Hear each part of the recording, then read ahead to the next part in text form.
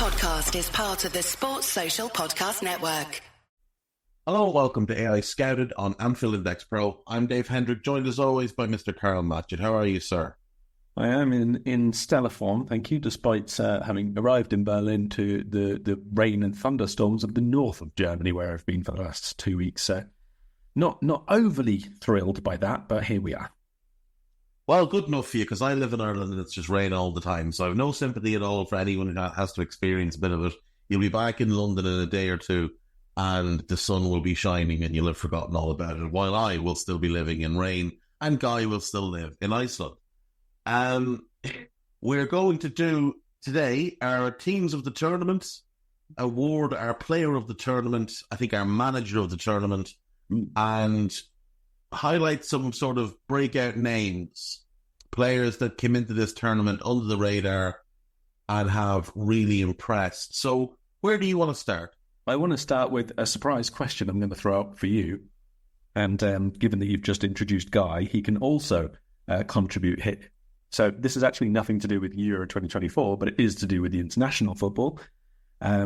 You are Irish, and you have just appointed head coach of, as you've just told everybody, Guy's national team. Yeah. Iceland, Heimir Hallgrímsson. So I wanted to ask you what you make of that and your overall opinions of what's next for Ireland. And you have 3 minutes to tell everybody this. So I watched, as you know, the Copa America. I'm watching the Copa America as well as the Euros, where he was managing Jamaica. And genuinely, Karl, they looked like one of the worst coach teams I'd ever seen in my life. It was not surprising at all when he was removed from the job. I know that they said he resigned, but the people were talking about him getting sacked after the first game. I am massively underwhelmed by the whole thing. It's taken us 9 months, I think, since Stephen Kenny was fired. We've interviewed about 4,000 people, including most males who would be the right age for it on this island. Like, I myself was actually interviewed twice for the job. I think Trev was interviewed 3 times, but we didn't make it to the final process, it would seem. I don't know how you land on this fella. Like, I really don't know how you land on this fella.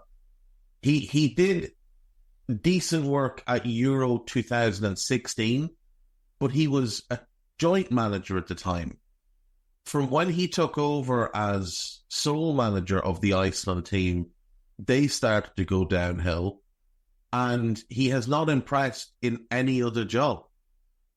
So the fact that they've given him, I believe, a 1-year contract, which doesn't even get him to the next World Cup, is a big indicator of the fact that this was just a case of, oh Christ, you're cheap and you'll be a good scapegoat, so here's a job for you. And that does seem to be the primary way they went about looking for this. Who was out there that was cheap and who was going to be an easy scapegoat? Because the FAI are the most incompetent body in any sport anywhere in the world. Yet you could temper that or qualify that if people want to be optimistic about it with what he achieved with Iceland, given the resources. You could, except that what he achieved with Iceland came when he was a co-manager, not when he was the sole manager. And so how much of it was actually down to him and how much of it was down to the other fella? Like, it's also a long time in football since he was successful with Iceland. And he failed with Al Arabi, he failed with Jamaica. They're his 2 most recent jobs. But you know what really grinds my gears, Karl? You know what really winds me up? Up until the other day, when he was appointed manager of Ireland and someone went in and changed his Wikipedia page. His Wikipedia began, Heimir Hallgrímsson is an Icelandic dentist and football manager. The fact that dentist came before football manager concerned me greatly. Look, I hope he does well. I have significant doubts that he will. And to be fair, I'm not even sure it'll be his fault. He's not going to have the resources He's not going to be given the financial backing. The FAI blitzed through money, blitzed through it in the late 90s and early 2000s as if it was going out of fashion. There's a book called Champagne Football. I think it's called Champagne Football. And it's about the time... Yeah, Champagne Football, the rise... John Delaney and the rise and betrayal of Irish football. Written by Mark Tighe and Paul Rowan. Read that book if you get the opportunity. It shines a light on just how much money John Delaney pissed through for his own private enjoyment and how much money the FAI pissed through. Like, there was a time when they were paying Giovanni Trapattoni over $2 million a year. I believe the new guy is getting $350,000 a year. I'd be surprised if there's a manager in League One earning $350,000 a year, earning as little as $350,000 a year. They've gone cheap, and this is what happens when you go cheap. You get a manager who's not very good. There you go, Irish listeners, full of reason for optimism ahead of the qualifiers for the 2026 World Cup, and we will do our best to continue bringing you such fantastic, soul-uplifting content along the way. Should we get back to Euro 2024 then? Yeah, I think so. I got one more thing for you then, which has literally just landed on my desk. Right. I had no idea about this, and I'm pretty sure that UEFA actually confirmed the opposite to this a while back. The Golden Boot. Nearly everybody in the tournament has 3 goals or 2 goals at the minute, right? Yeah. Who wins? Well, since you're saying it's now changed, Dani Olmo was going to win because he's got 2 assists. And based on what happened in a previous tournament where they did it based on assists, I would have thought that person. Yeah. It was supposed to be assists as the qualifier and then minutes played after that if they're still level. However, they've now decided that if it's a tie, it's just going to be shared. So, Kane, Olmo, Gakpo, Musiala, Mikitadze and Schranz will all share the top scorer award if nobody scores out of those in the final, or somebody else wins it by getting 4 goals. So we either need Harry Kane or Dani Olmo to score, or Fabian Ruiz and Jude Bellingham both have 2, so if they got 2... Yeah. It would be funny if it's where you share. It would be funny if Jude scored in the final and Ruiz scored in the final. Neither of Kane or Olmo did, and they had to give out 8 golden boots. But knowing UEFA, what they'd actually do is get 1 golden boot, take an angle grinder to it and cut it into 8 little pieces and send it out to them. Yeah, otherwise we're going to end up with people winning the golden toes at this rate, aren't we? That is ridiculous. Absolutely ridiculous. I don't understand why they had to why they're changing it at this late stage. It just doesn't make sense to me why you change it at this late point in the tournament. I mean, the only thing I can think of is that they want additional national representation. Maybe this is a sponsor thing, and I don't know. Who the hell knows? That is possible. Absolute nonsense. I'm going to unofficially award it to whoever gets the assists. There you go. Yeah. And, team of the tournament. Let's begin there then. Right. Is Guy getting involved in this? That's up to Guy. Guy, do you want to get involved in this? I'll move upstairs because my dog's snoring in this room, but I will join it. All right. Snoring dogs and Icelandic dentists. This is the content that you're getting on the Friday before the final. We've got someone in Germany, in Berlin, days before the final, snoring dogs. Only then. Yeah. What is the plan for the next day and a half before the game? What are you going to do in Berlin while you're there? Yeah, 2.5 days, 2.5 days. Yeah, quite a bit of time yet. So actually today is like a big writing day.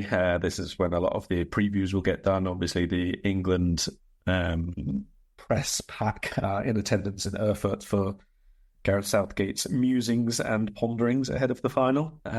So today is lots and lots of writing, basically getting everything either live today or ready to go live over the next 2 days.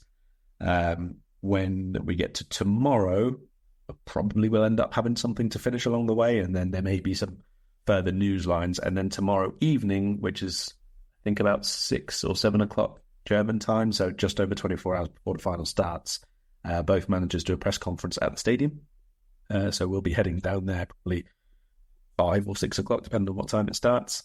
Obviously get a bit of a look around, find the seats for the final, which has now been confirmed, and just do the press conferences themselves and any major lines that come out of that. Sunday itself, in theory, is fairly clear up until sort of noon, maybe a little bit later than that, because obviously it's a reasonably late kickoff. So it would be a bit of an opportunity to maybe go around the city itself a little bit, maybe the fan parks, and see, what numbers of each nationality are there.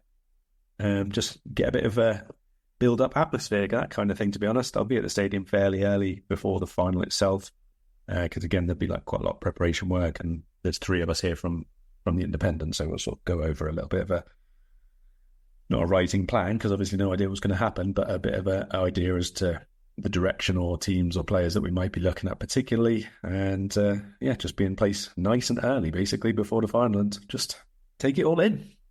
Have you been to the Olympic Stadium before in Berlin? So do you know what? I spent a lot of yesterday. I was quite tired yesterday, to be honest. It was a long and stupid journey back from Dortmund after the England game. So it was 4 a.m. by the time I got in. And then yesterday was a train down to Berlin. So I spent quite a lot of yesterday being very puzzled, because I couldn't remember coming to Berlin before, but I knew I'd been to the Olympic Stadium before. And it did take me quite a while to realise I was thinking about the Munich Olympic Stadium that I've been to, which was quite some time ago. So no is the answer. I hadn't been to Berlin before, so here I am for the first time. It is an absolute triumph of a stadium. It is architecturally stunning.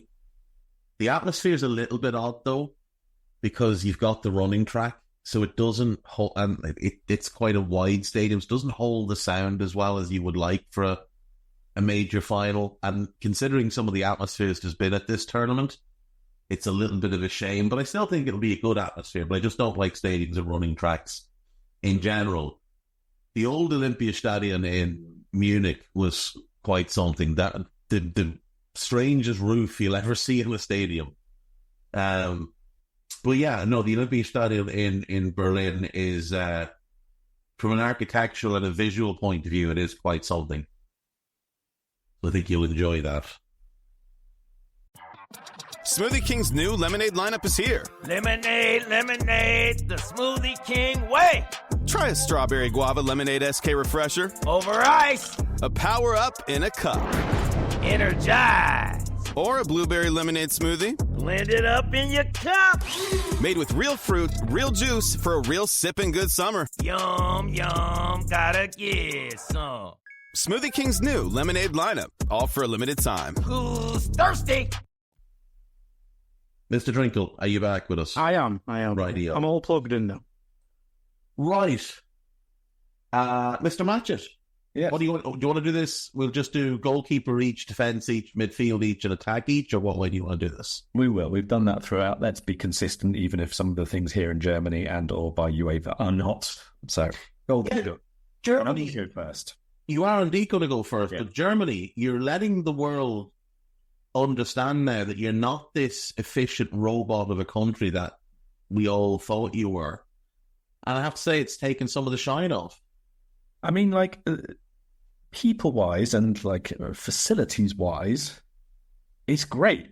Everyone's been really good. Everyone's been everything's mapped out nicely, and It's just the transport, really. Very, very good. But yeah, the transport, someone said, is it the infrastructure? No, it's not. The infrastructure is brilliant. You can get everywhere from everywhere. But the problem is you can't actually get everywhere from everywhere, because none of the trains, none of the things, none of the timings work.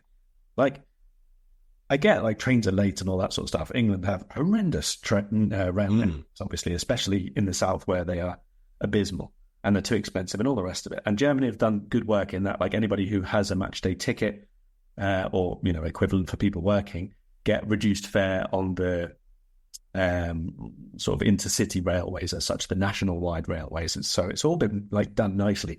But they haven't laid on extra trains. Some of the time they don't actually lay on the trains that they say they're going to lay on. They just get cancelled at short notice. There was a group of us obviously came down from Dortmund area down to Berlin yesterday, and they switched the train, like the physical train that they were going to use, so it was half the size. So people who've obviously booked tickets and reserved seats and stuff like that suddenly found their seats did not exist, for example. And it's been like this over and over and over again. Like I said, I got in at like 4 a.m., I think, 3 a.m., 4 a.m., somewhere between the two anyway, when I got in from the semi-final, right? So I was staying in a little town called Mulheim, which is sort of between Essen and Dusseldorf.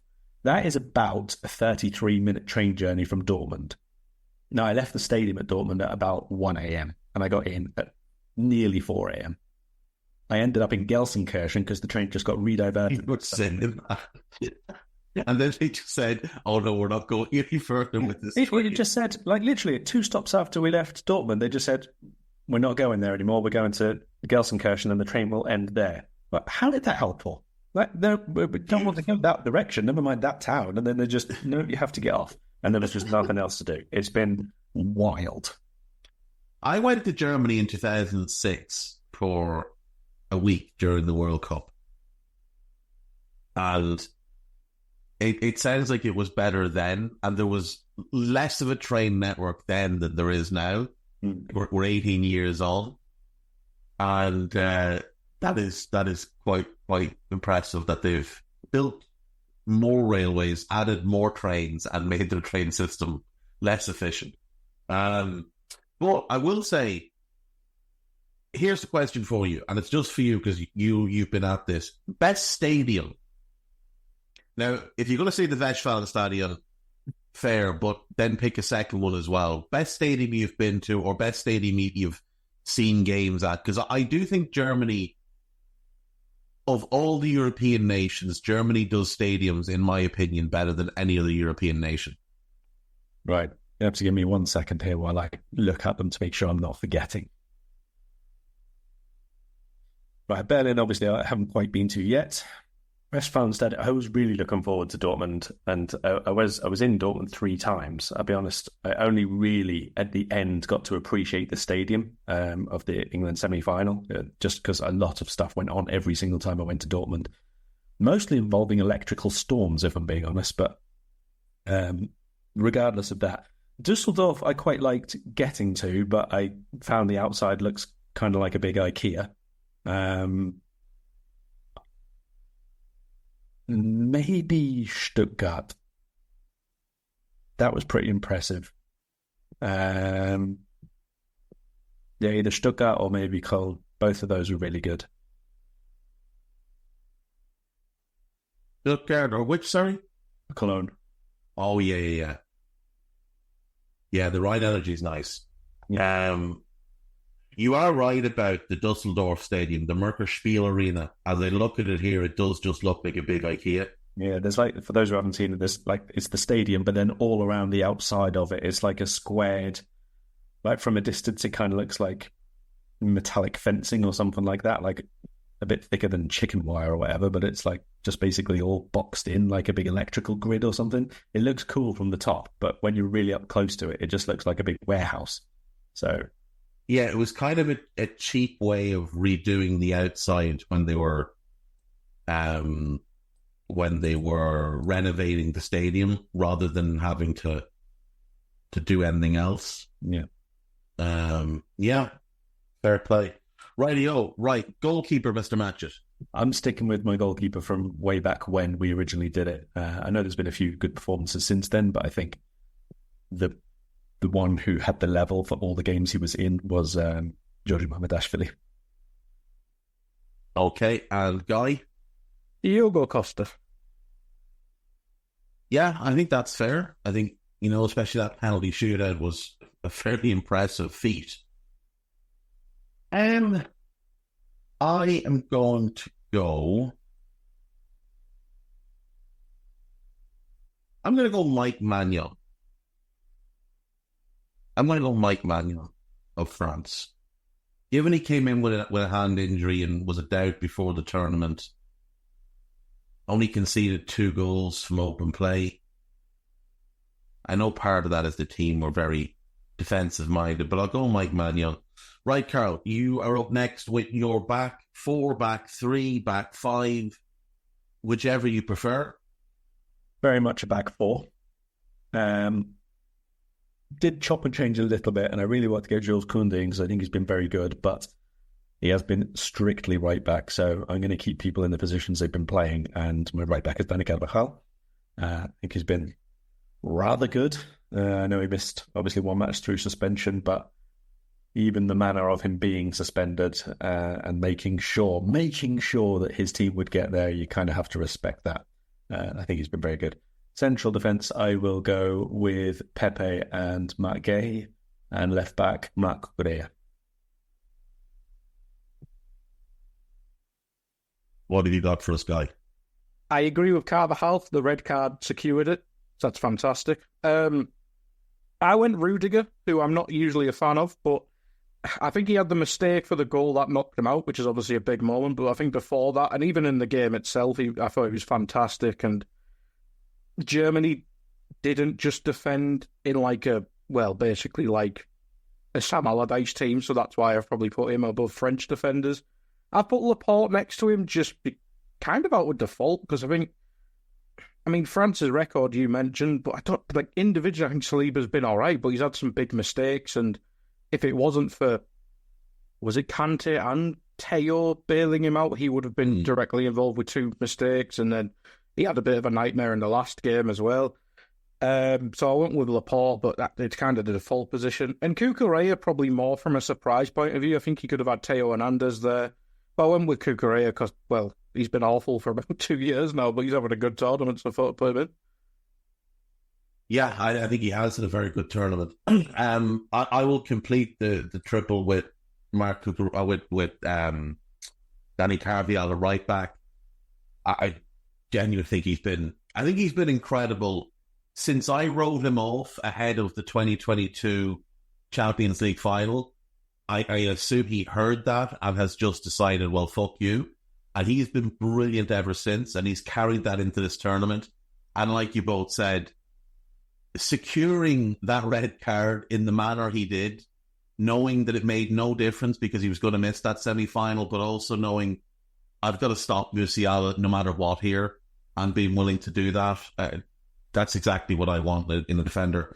At left back, I'm going to go Ferdi Kadioglu, the Turkish left back. Now, I know he has played mostly as a wing back, but I've been really impressed by him. I haven't been 40 million impressed by him, I will say, but I have been very impressed by him. Centre back, I'll go. I think Mark Guehi has been England's best defender, so I'll go him. And I think I'll go Aymeric Laporte to partner him. Robin Lenormand has been excellent as well, but I'll go Laporte. I think his on-ball ability has been massive for this Spanish team. It's one of the reasons why Rodri and Ruiz have been so hard to deal with, is that it's not just them who's able to be sort of the player that fires that ball into the front three. Laporte is able to step out and just play those passes through the lines as well, and that's been a big thing for Spain. So I'll go Carvajal, Guehi, Laporte, and Kadioglu as my back four. Karl, your midfield. I have a double pivot midfield. I'm going 4-2-3-1. My midfield is pretty simple. It's the same one as Luis de la Fuentes. Rodri, Fabian Ruiz. And Guy? I have them too as well, and I have Kante alongside them because, well, he retired going to Saudi Arabia and then just turned up being nearly the same. Not quite, but he's still very good. So I put Kante in there. He is still very good. I don't think he'd be able to do it week in, week out anymore. And I think we did see his influence wane as the tournament went. But, I mean, in the group stage, it was like being transplanted back into the year Leicester won the league. He'd still rock up to every Liverpool game, of course. Oh, of course, I'd be man of the match. That's just obviously standard practice. I will go with the same Spanish duo, Rodri and Ruiz. I will doff the cap to Granit Xhaka, who I thought was very, very good for the Swiss. I will give mention to Vitinha, who I thought had a decent tournament. And not that I would put him in my team, but just the fact that he wasn't in the squad originally and then came in and was ever present for the Netherlands.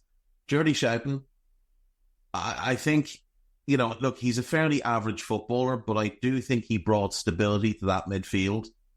And I don't think they get as far without him. So I'll just mention him. But yeah, I'm going to go Rodri and Ruiz as a double pivot. So Karl, you're going 4-2-3-1. Guy, you're going 4-3-3. I'm going 4-2-3-1 as well. Do you want to just give us your three behind the striker next, Karl? Yes. I went backwards and forwards on this a lot. Two have to be in for me. That's Nico Williams and Danny Olmo. Olmo a bit of a standout there because he's only started 2 games, but I think it's just impossible to ignore what he's done, basically, in his starts and his impact off the bench. It's not often that you would go for somebody who's not a starter, but he's been brilliant. That's all I can say. And then for the other one, I think there are like 3 choices for the right side.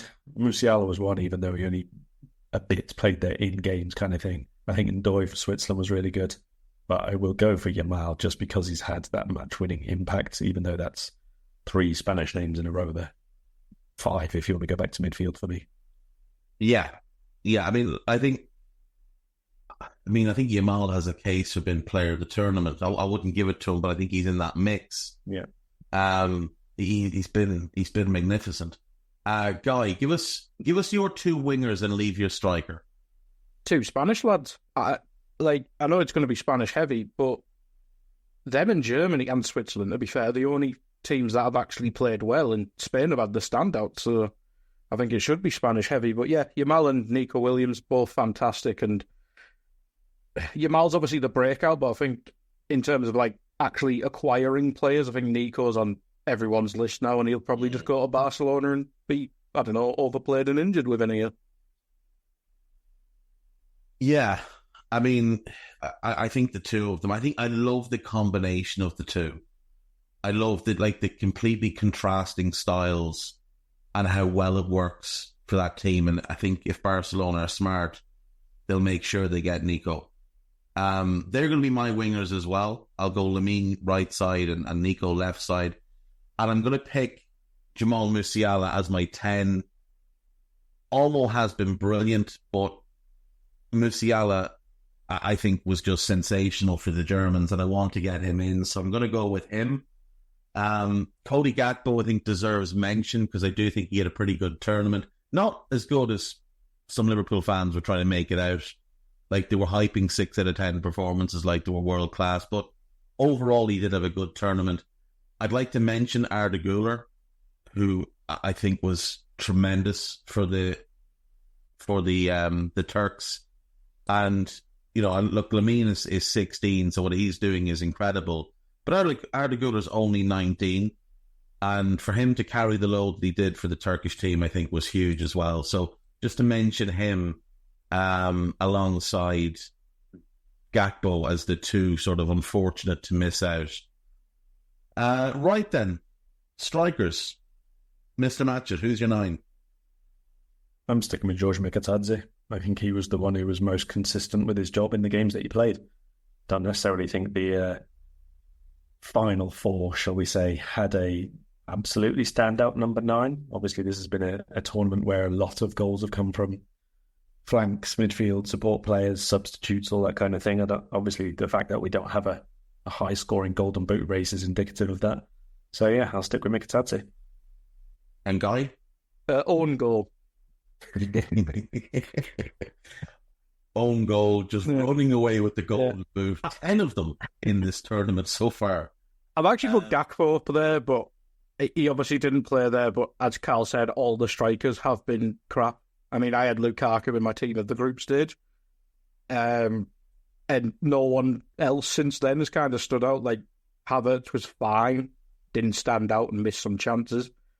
But I'd rather move Gakpo than put an actual striker up there.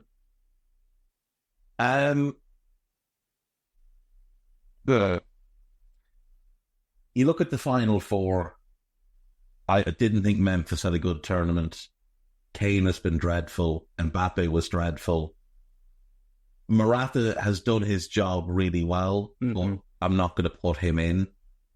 And there hasn't been a standout striker. You could put a combination of Ollie Watkins and Ivan Toney. The minutes they've played have been more valuable to England than the entirety of what Harry Kane has done. Absolutely. Mikitadze is definitely worth a mention. I think he had a really, really good tournament. I think you could look at... I think Yilmaz from Turkey was also very good and is worth a mention. Breeden Bolo did well when he played. But I'm going to go, I think, again, it's kind of moving him into a position that he didn't really play. He's more playing wide. I'm going to go Ivan Šranc of Slovakia. Scored 3 goals, worked like a dog. I'm going to go with him just to give him a mention because I think Slovakia, I think they should have beaten England. I think they proved a lot of people wrong in the group stage, so I'm going to go with him to give him his flowers and doff of the cap to Mikitadze, who was excellent as well. Yeah, I think that's fair. Shranz and Haraslan were both really good, to be honest. Shranz obviously got the goals, so yeah. Right. Player of the tournament, Karl. I have gone for Fabian Ruiz. I know obviously there's lots to pick from in Spain, and I know his midfield partner will get lots of headlines because he's the national team vice captain and all the rest of it. But I think Ruiz has been excellent. Spoke about him before the semis, said he's been much better here with Spain than he has been with PSG all year, but that's irrelevant. It's just the fact that he's been very, very good at the Euros. Creative, 2 goals, 2 assists I think he's on, but also incredible in terms of his press and high upfield. He's really, really been the standout of anybody at the tournament in terms of regaining possession, high upfield. I think he's been excellent. I think he's the main one to watch, and for England to stop, obviously, in the final from that perspective. I thought I was going to be unique. I thought you were going to pick Rodri, and I thought I was going to be unique because I was going to pick Fabian Ruiz as well. I think he's been brilliant. I think he's been absolutely brilliant. And you know what's really impressive is that they've got him and they've got Rodri, and then they've got Moreno who can come into that mix, and the team doesn't need to change how they play. Moreno's able to just adapt well into either role, whether he's in with Ruiz or in with Rodri. And that's a really strong base. If I could, I'd split the award between Ruiz and Rodri. I just think what they do is so vital to this Spanish team. When you play 4-2-3-1, that double pivot is the most important part of your team because they're there to protect your defence and provide the platform for the attackers to go and play off. And, we saw an incredibly good double pivot many years ago at Liverpool in Mascherano and Alonso, and they did exactly that. They protected the defence and they gave the attack the platform to go and play off. And I think these two have done exactly the same. So I'm going to go Fabian Ruiz as well. Guy, who are you picking? Suppose I best pick the other one. It's Rodri. I think these are the only two that should genuinely be within a shout. The only thing you'd go further with is why Rodri's never in Ballon d'Or conversations. I know it's probably because of his position, but he's the most important. I think he must be the most important player to any team in the world. He's just... I think you had a discussion on Twitter about it the other day. I think you mentioned Tchouameni's probably the only one in his league, but if you were replacing or trying to find your Rodri, I don't think it's possible. You're going to have to sign someone and make it a project. And he's just the best in his position by far for me. The madness was the last international tournament he was playing centre back because Luis Enrique is a bad manager. Look what he can do. Build the team around him, and he's got them to a tournament being the best team in the tournament by a million miles. Yeah, Yeah, I agree. He is so good. Right. I assume we'd all align on Lamine Yamal as best young player. Is he too young, though? Does he count as a player? Yeah. Like, in the Premier League, you have to be like 20, 23. Is there an award younger than young player? Like it's infant of the tournament. It's so silly. He turns 17 tomorrow. That's ridiculous, like. Right, manager of the tournament, Karl Matches. Who have you got? Oh, tricky. There's different ways to look at this. Obviously, you can have, just the one you think is the best, which generally speaking will be someone who gets to the final or close to it. Or you can look at for the one who you think overachieved relative to resources or history or whatever you want. The best set-up team, even if they went out early, I guess would again be a different one, and just the exit can be down to a quirk of the match. I think I probably would give it to De La Fuente anyway, because this is basically a brand new Spain team. He's kind of reset it all over the last sort of 2 years or so. the entire makeup of the squad, basically. He's also got, that the faction of different sort of club sides playing together well again, which was again not the case for a bit. And he's got them to a final. They haven't been to a final in over a decade. I probably would give it to him. He's found a way to do what a lot of others have struggled, and that's find a system which the team, the nation as a whole, are comfortable with, but also gets the best out of your best players. And he's made the hard decisions, like the Pedri Olmo one, where you got to pick one. Like, you can't necessarily shoehorn them all in. If you've got a starter, that's your starter. And you're telling me you can't play 3 number 10s in one position? This is exactly wild. Like, sometimes that's what you got to do. We spoke about it for years and years and years with the whole Totti Del Piero thing, and England would never ever do that. And I think it's not necessarily always the right way to go. Obviously, you've still got to have quality in the other position that your other star name might play, but Spain have found a way to do it. They've got the balance. Obviously, it helps that they are winning the games. If they weren't, there would be discussions about other people, I'm sure. But yeah, I think probably De La Fuente for all of the above reasons. Can I ask you this, Karl? If Gavi was fit, would he be in this team? I couldn't possibly ever leave Gavi out, because I think he's an absolute magic player. But it would be a very, very different team with him in, because that's the thing. Ahead of Nico Williams. And therefore you haven't got the outlet, you haven't got the twin pace threat. You've got really good dribbling still and build-up play, and he's capable of creating and scoring, but he doesn't bring the same counter-attacking threat, obviously. It's not necessarily to say it's a worse lineup or a better one, but in certain situations, like you look at the breakaway goal that Williams scored, obviously, against Georgia, the way he took the game to, well, a number of teams just because of his sheer pace. You don't get that from Gavi, obviously. It would be a different makeup for sure. Yeah. It's hard, like, because it's almost like say again? Could they drop Morata and play Nico through the mid? That was very different, but I mean, could maybe play.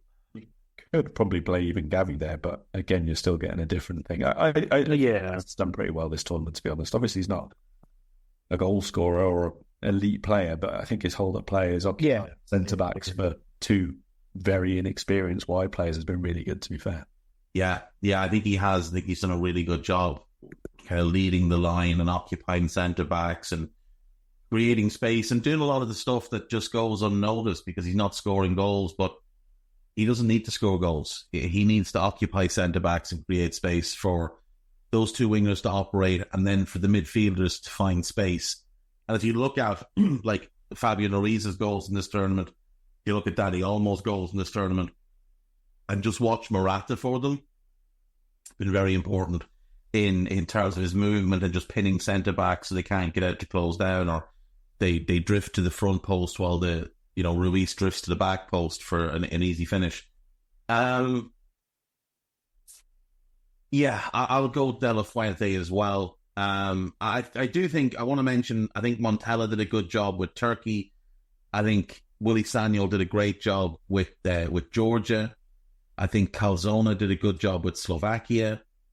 Keck did a good job with Slovenia, who obviously went out of the tournament not having lost in 90 minutes.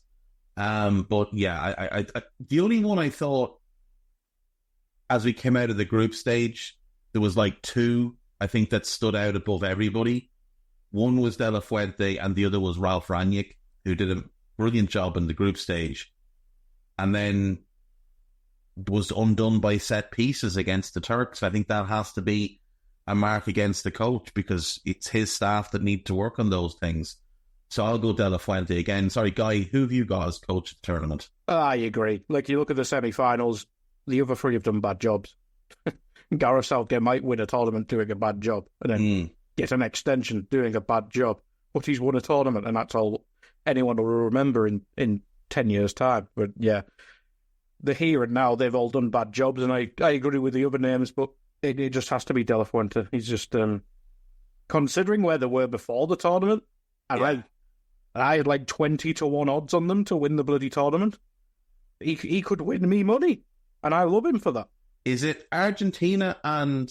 It is. It is indeed. What odds did you get on the double bid, on the double bet? So I've put 20 quid on, and I think I get like 575 back. That's not a bad return on your money. I will log into Sky Bet while other people talk and check the actual odds, if I can remember my password. Right, Karl. Yes. Breakout players. Give me a couple quickly, and then we'll go back to Guy to find out what he's got in terms of his bet. Yeah, so Guy is obviously paying all my expenses while I'm here, because someone's got to.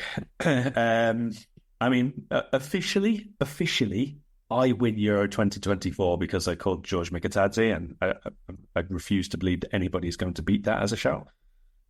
So regardless of who wins the final, I win is the real answer.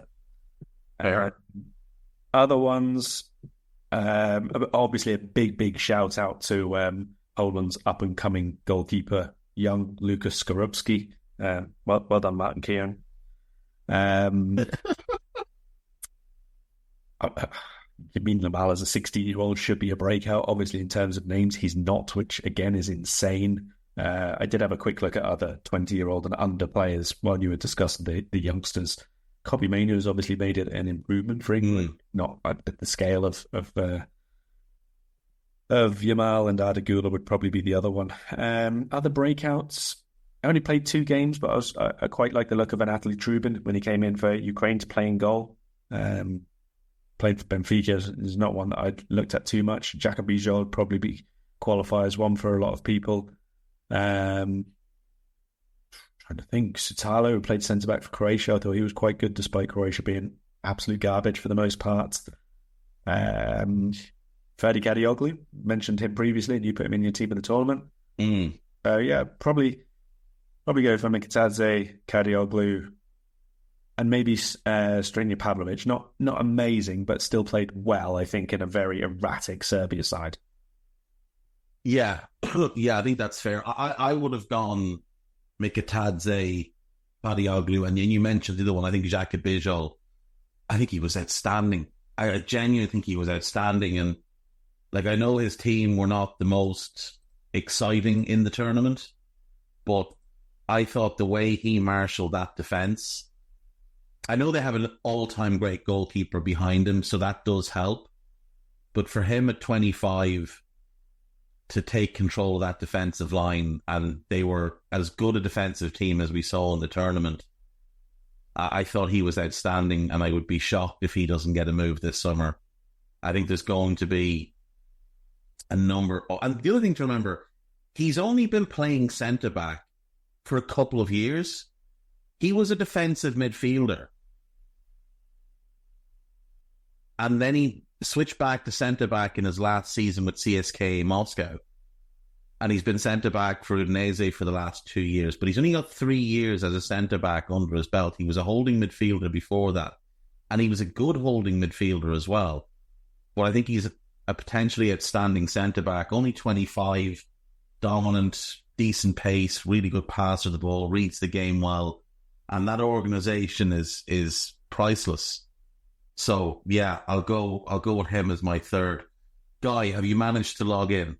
I haven't, but I found a screenshot. So if I do win, I'll have to find my password.